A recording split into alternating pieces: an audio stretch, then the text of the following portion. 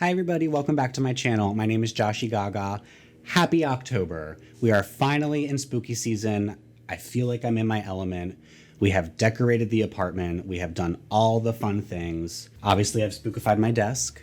But I hope that you guys are doing well. I hope that you guys have kicked off your spooky season right, started watching some of your spooky stuff, doing some of the fun Halloween things that are out there. All month long on my channel, I'm going to be covering various different Halloween and horror themed topics. And today we're kicking off the month right by talking about some of the coolest and strangest horror themed park attractions around the world. When I was little, I used to be so afraid of going on roller coasters, but when I went to Six Flags as a middle schooler, I finally put on my big boy pants and went on my first roller coaster. And after that, I became obsessed. Even though I don't work in theme parks anymore, I do still love them, and I love Halloween. So I get so excited to go to theme parks during the spooky season. Halloween at theme parks for the most part is usually just some spooky decorations, and sometimes at night they'll host like haunted mazes. So there's things like Hollywood Horror Nights at Universal, Not Scary Farm, Six Flags Fright Fest, and Scarefest at Alton Towers. And I think this is a really great model. You can do family-friendly Halloween stuff during the day, and then at night you can do the more adult kind of scary stuff. And although these mazes are super fun, today I'm going to be talking about horror theme park attractions that you might not know about that are up in the parks all year round. And I'm going to skip over some of the big ones like the Haunted Mansion, the Tower of Terror, Revenge of the Mummy at Universal. I'd much rather focus on some of the lesser known rides instead. If you like this video, leave a thumbs up and comment below letting me know what kind of spooky stuff you guys are doing this season. Like I said, I'll be uploading Halloween content all month long, so make sure you're subscribed so you don't miss a single video. And you can follow me on Instagram or on Twitter. I'll leave those in the description below. So the first ride that we're going to be talking about today is one that scared me when I was little. Houdini's Great Escape at Six Flags Great Adventure in New Jersey. You get to go inside Houdini's grand Victorian house and check out some of his magic from beyond the grave. When you enter, you go into Houdini's library, and all around you are a bunch of his different famous escapes. And then the doors shut and it gets all dark. And then this random ghost Marjorie starts talking to you about Houdini and all the things that he's done and his greatest escapes and his magic. And she's like, now we must awaken him from the dead. And then all the different things in the room start moving. The candles start lighting up and moving. The gargoyles start freaking out. The Chinese water torture chamber thing on the side starts moving, starts splashing water at everybody. And there's chains that start moving. It's terrifying. And then Houdini's spirit comes to life and shows himself to you through the mirror in the middle. Marjorie's like, we did it! And invites us to move into the parlor where Houdini's going to show us his greatest magic yet. Now, I didn't even make it into the second room because all of the moving stuff and all the spooky sounds and the darkness freaked me out. So I cried for like the entire 3 minutes that we were in the library. So my mom had to carry me out the emergency exit because I was too scared to go into the second half of the ride. My family came out and they were like, oh my God, that was so cool. That was the coolest thing ever. And I'm like, but I was scared. So we went on it a second time and I was less scared that time because I knew what was coming. And for the second half of the ride, you sit down on all these benches and long rows and you get locked in, and Houdini's like, Marjorie is such a fool. You cannot bring me back from the dead because I never left. Ha ha ha ha ha. And then the walls start moving and the benches start swaying back and forth and you're like, ah! And it gives off this whole illusion that the room is rotating and that you're upside down as the walls are all upside down. You're like, ah. And then it ends and Houdini's like, see, I told you I was powerful. And then you get to grab your bags from the cubbies and then you leave. So this type of ride is called a madhouse ride, where the walls rotate in 360 degrees and the benches only sway about 50 degrees each way. So it gives off the illusion that you're rotating all the way upside down. This type of ride isn't particularly popular in the US, but it's pretty common in Europe. Houdini's Great Escape is super fun, and even though it's not as scary as I thought it was when I was little, it's still a must-see at Great Adventure. I feel like it could use a little bit of an upgrade, but can't everything at Six Flags use a little bit of an upgrade? Opened in 1955, the Spookorama at Coney Island is the OG spooky dark ride. You get to sit in a little barrel and you get pushed around through a wild mouse track and a bunch of dark rooms. Each area is filled with different jump scares that jump out at you as you're passing by them, with a bunch of animated props, sound effects, even a couple animatronics, really great lighting. There's things like a crypt of skeletons, there's an evil cat, there's werewolves, and even in one incarnation of the ride, there's a guy getting killed in an electric chair at the end. The ride is super gritty and very retro, and I really think that adds to the scariness of the ride. This isn't the only scary ride that's been at Coney Island. They used to also operate Dante's Inferno and the Ghost Hole. Ghost Hole was a much quicker ride that focused on quick glimpses of brutal deaths of people,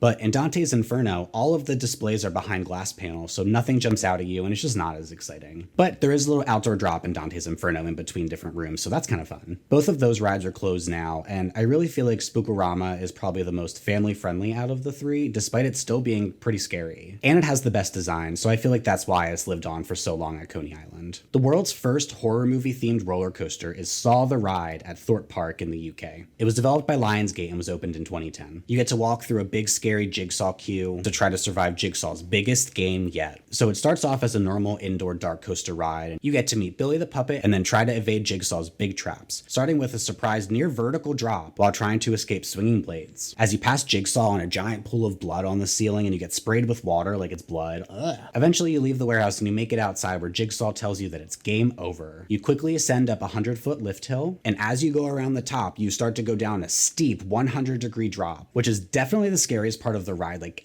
100, like you go in.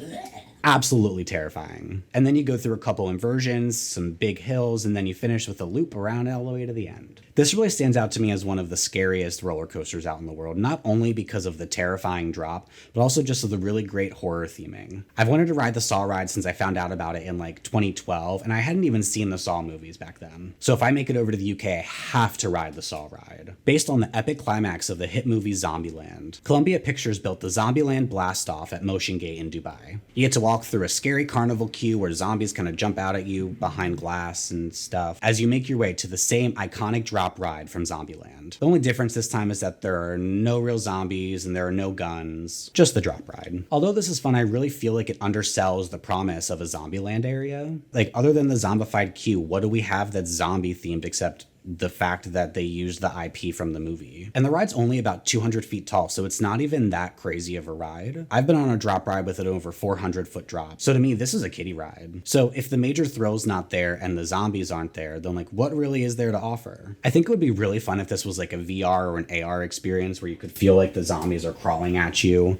You could look down and it feels like the zombies are crawling at you as you're going up and down. Like, there are roller coasters that incorporate VR now. They should just do that. Inspired by the terrifying cult movie The Wicker Man, Alton Towers in the UK opened their own Wicker Man roller coaster in 2018. So this is a wooden roller coaster, but this is the first time that a wooden roller coaster has actively incorporated fire into the ride. The theming really plays into the pagan mythology and all of the woodwicker theming, including their own giant Wicker Man effigy that you actually get to ride through during the ride. So the ride itself is okay. There's a few fun tunnels where you get to feel like you're going underground, but other than the few times you get to zip through the Wicker Man effigy, it's kind of just like a normal wooden roller coaster. I mean, the biggest drop is only 72 feet. El Toro at Six Flags Great Adventure has like a 175-foot drop, and that's crazy. And Wicker Man's fastest speed is only about 43 miles an hour, and the fastest wooden roller coaster right now clocks about 72 miles per hour. So it has really great spooky theming, but it's not really the most thrilling of a roller coaster. But Alton Towers also has this other really fun roller coaster called 13.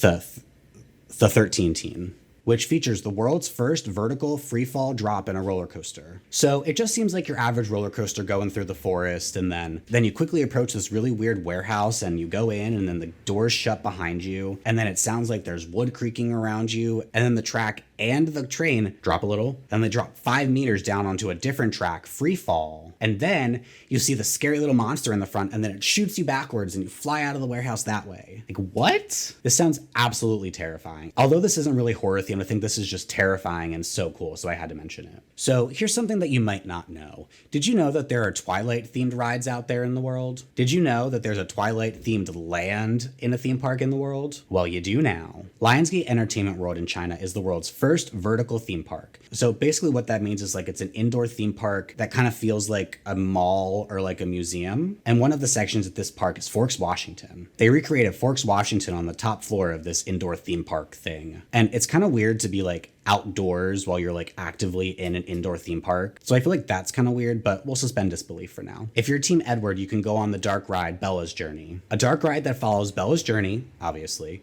over the course of the 5 movies. But if you're Team Jacob, you can hop on Midnight Ride, a VR simulator where you get to ride dirt bikes with Jacob and his pack of wolves through the moonlit woods. There really isn't a lot of information about this Twilight Land, except for some technical overviews from Framestore, who did a bunch of the designs for a lot of the rides. These 2 rides feature lots of technical advancements, from the improvements to the VR headsets, the intense and crazy CG and motion capture work. And I mean, the rides look great, but like, all this new tech for Twilight? Really?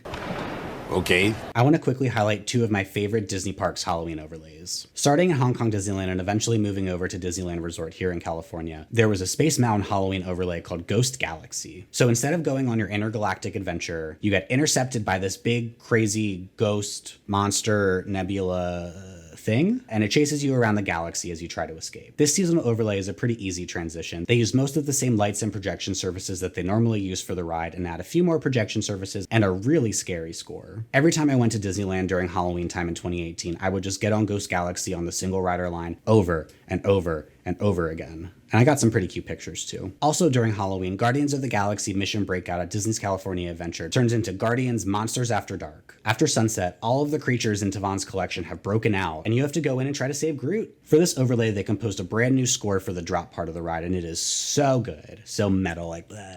And the tower on the outside looks so cool during Halloween. While we're talking about Disneyland parks, when they opened Disneyland Paris in 1992, instead of building another Haunted Mansion ride, Walt Disney Imagineering decided that they were going to build a different version of the ride called Phantom Manor in a Big Thunder Mountain Western setting. Structurally, it's pretty similar to Haunted Mansion and features a lot of the same scenes, but since it's set in a Western setting and it's a different theme, it comes across very differently. The ride tells the story of a bride who is haunted by a mysterious phantom after her fiancé mysteriously goes missing right before their wedding. Phantom Manor was also updated in 2019, I believe, with a bunch of new tech and a really great, more fleshed out story. I think visually Phantom Manor is just stunning, and the updates really bring it into the 21st century that the other versions of Haunted Mansion don't really have yet. And it's Western themed. I want to be a cowboy, baby. The last one that I'm going to highlight is one that I'm really shocked I didn't know about before this. In 2002, when the live action Scooby Doo movie came out, Warner Brothers Movie World in Australia also opened a Scooby Doo roller coaster called Scooby Doo Spooky Coaster, themed to the brand new movie. This feels kind of random, but then I found out that Scooby Doo was filmed in Australia, so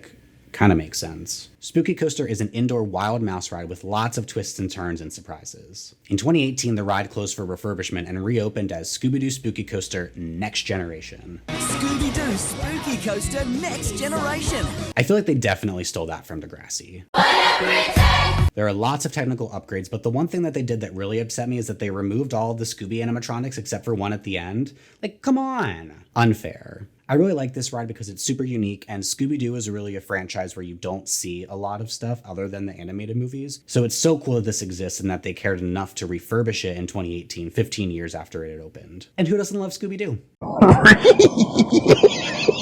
For honorable mentions, I think I would say Universal did this thing for a while where they had horror-themed musicals. So there was a Beetlejuice Rock and Roll Graveyard review, which then later turned into like a Beetlejuice / Universal Monsters review musical thing. And they also had Creatures of the Black Lagoon, the musical, for a while. So that's kind of nuts. Mr. Toad's Wild Ride, one of Disneyland's original and most popular rides where you literally go to hell at the end for no reason. There's not even anything in the movie about that. Where did that come from? And it's been like that since it opened in 1955. And last but not least, universal clapping at the end of every ride. Is this really necessary? The ride ends the same way every time. Well, friends, we've covered the good, the bad, and the Twilight of horror theme park attractions. Let me know in the comments below what you guys think of this ride, what you guys are doing for Halloween, and what kind of horror theme park things would you love to see? I would love to build my own horror theme park. It's one of my long-term goals in life. And I've got lots of ideas. So if someone can give me the money, we can make it happen. I've got new Halloween content coming all month long. So make sure you're subscribed to stay up to date on my videos. And I'll see you guys next time.